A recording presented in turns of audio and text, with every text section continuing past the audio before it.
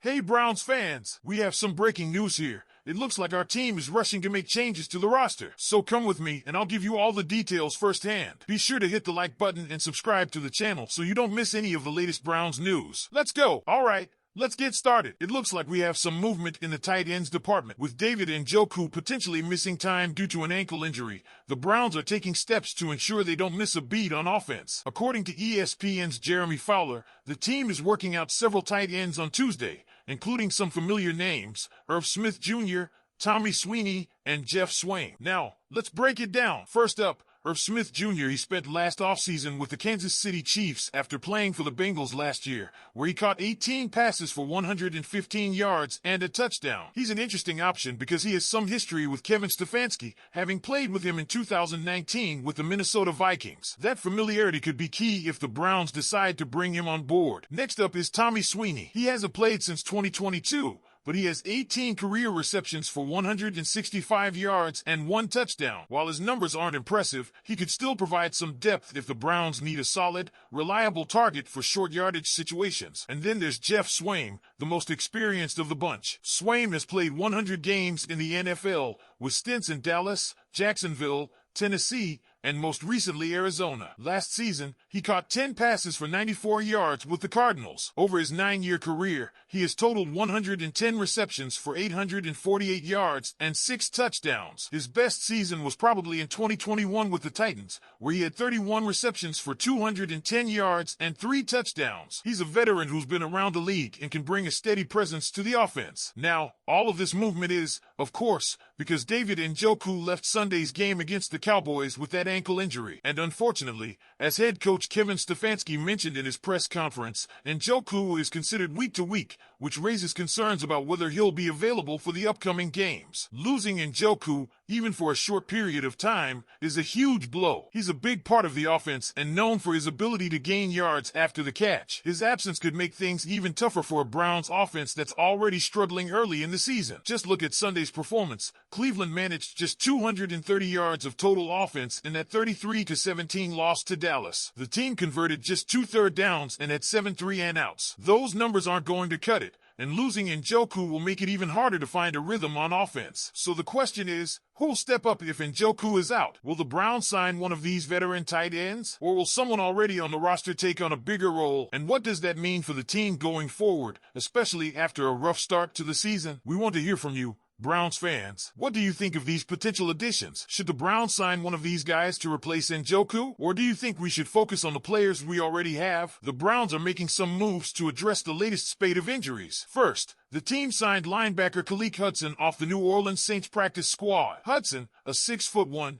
220-pound linebacker, was originally drafted by the Commanders in the 5th round of the 2020 draft out of Michigan. He's no stranger to action, having recorded 108 tackles, 1 sack, and 2 passes defensed in his 4 seasons with Washington. After joining the Saints in April, Hudson was waived during the cut on August 27th, but has since re-signed to the practice squad. With the Browns dealing with some serious injuries at linebacker, Tony Fields, too, is out with an ankle injury, and Mohamed Diabate is nursing a hip flexor. Hudson's arrival couldn't come at a better time. Fields and Diabate are both week-to-week players and will likely miss games. Now, Hudson may not be an immediate starter, but if he is activated for Sunday's game against Jacksonville, he is expected to contribute on special teams at the very least. This is a crucial acquisition as the Browns look to shore up their defense after a tough 33-17 loss to the Cowboys. But that's not all, Browns fans. The team is also still working hard to find a replacement for David Njoku, who suffered what is believed to be a high ankle sprain. According to sources, Njoku will likely be out for a few weeks. To fill the void, the Browns tested a few veteran tight ends on Tuesday,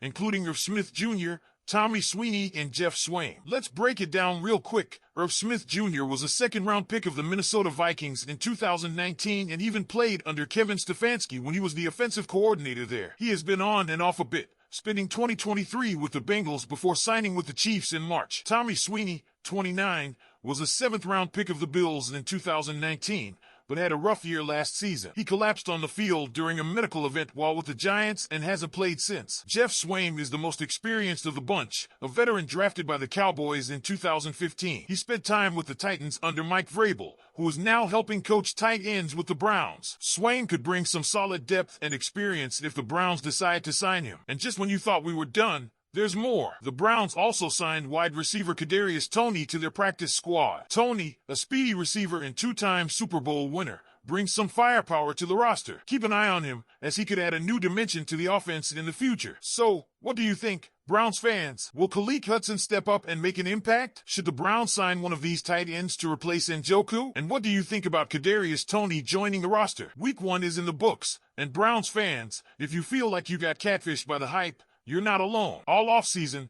we heard about this new offense. We saw the videos, right? Instagram, Facebook, all over social media, showcasing the wide-open passing lanes, Deshaun Watson threading the needle, and all these receivers looking like they were about to take over the league. They even threw around phrases like air raid. I mean, we were talking about Watson putting up 600 yards a game. It was going to be glorious, right? Well, we showed up to that big date on September 8th, fresh jerseys, clean socks, faces painted, ready to meet this new Browns offense. Fans spent good money flying in, renting cars, staying in overpriced hotels, all for a chance to witness what was supposed to be a high-flying attack. But let's talk about what really happened. It started okay. A few first downs, we get into Cowboys territory, and hey, 3 points on the board thanks to our kicker, right? But then things started to go downhill fast. Our offensive line, the one that was supposed to be rock solid, was getting pushed around. Deshaun Watson, our QB, was running for his life out there, sacked not once, but 6 times. And I've got to say, Micah Parsons and DeMarcus Lawrence, they absolutely dominated our tackles. It was a rough day for James Hudson and DeJuan Jones, who just couldn't keep those guys out of the backfield. And what about our receivers? Judy,